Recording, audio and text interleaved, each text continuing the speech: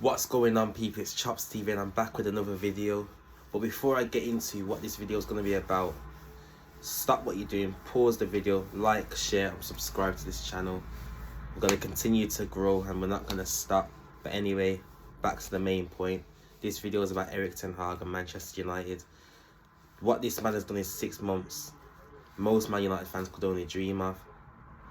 In a cup final this month, at the end of this month, in all 3 other competitions, so with final of the Carabao Cup, still in the FA Cup, still in the Europa League, and in contention for top 4 in the Premier League, sitting in 4th, joint 3rd with Newcastle, a point off City in 2nd. If you had said this at the start of the season, you would have laughed. But big up Erik on his 53rd birthday today. But let's rewind a bit to the start of the season now. The first 2 games in the season, we had Brighton and Brentford. Brighton at home, Brentford away. Brentford away ended 4-0 away from home. They ran 11 kilometres more than us. 11 kilometres. So after the game, Ten Hag said it was unacceptable. So then during the week, he, along with the rest of the players, ran 11 kilometres to make up for the lack of sprinting in that game. What was the game after that? Liverpool. Here was a scenario. If we beat Liverpool, we go above them.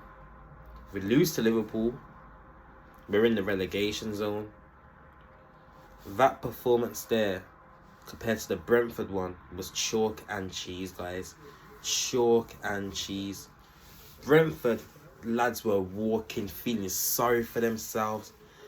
And then the Liverpool game, you'd think the United players had to impress their gal when they got to get home with the stamina these lot were using. I'm telling you, they were keeping up with the pace, pressing from the front, no sitting off. I loved every minute of it. Then we had Leicester away, and this is where Jadon Sancho's little revival was coming, and then Europa League games he was scoring. Then we take a little minor hit now to Man City, 6-3. Stuff. It was a lesson learned. We got battered. 2 men scored hat-tricks against us. Should never have happened. Then we've had to deal with other situations that have been going on this season. Ronaldo, Maguire. What's Ten Hag's best team? Do we need a striker? We need another midfielder. All of these things, like, the guys answered questions. Let's go through his summer signings now. Anthony, still room for improvement, but I'm not hurt by the transfer. Casemiro, Brazilian excellence. What a player. Since he's walked through the door, he has transformed us massively. Like, when we used to play smaller sides, yeah, in the past couple of seasons, they could think they could come to Old Trafford and go toe-to-toe with us. These times, we're actually pinning teams back. Pinning them back. And they're not getting out. They're trying to get out, but we're sustaining attacks now, guys. Who is that down to? Casemiro and the manager and his philosophy of playing football. Tyrone Malacia, brought for £14 million. What a bargain. What a bargain. No one's talking about him because he didn't cost that much. Brilliant transfer. Lisandro Martinez, the butcher. I couldn't tell you when he's had a bad game for us. You could argue the Brentford game, but them goals weren't his fault because they were all coming down the other side. But Lisandro Martinez, what a signing. He's already one of the best Premier League defenders today. He is. If he's not the best, he's one of them, and he's in the conversation. Who else did we sign now? We've got Weghorst, who we brought in January. He's done okay. He's done his thing. Fits the profile of what we want to do, because Martial can't keep fit.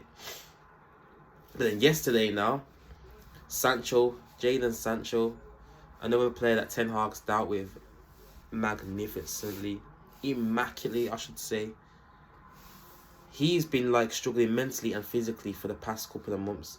And you know what Ten Hag done? Took him out of the limelight, made him train away from England, made him train in Holland, do what he's got to do. He's brought him back. Came on yesterday. Massive reception from Old Trafford. Smile on his face. Ten Hag smiling. And he put him in the 10. And a lot of fans have been calling for Sancho to play in the 10. because he doesn't really go past the man on the wing and these kind of things. But Ten Hag said it, Sancho can play 10 as well, so that may be something to watch out for at the start, towards the end of the season as well. Cristiano Ronaldo, another situation where he dealt with immaculately. Ronaldo wanted to play every game, but he wasn't realising that he's just not that guy no more. Moaning, throwing his hands up in the air. Week after week, Ten Hag was getting asked about Ronaldo.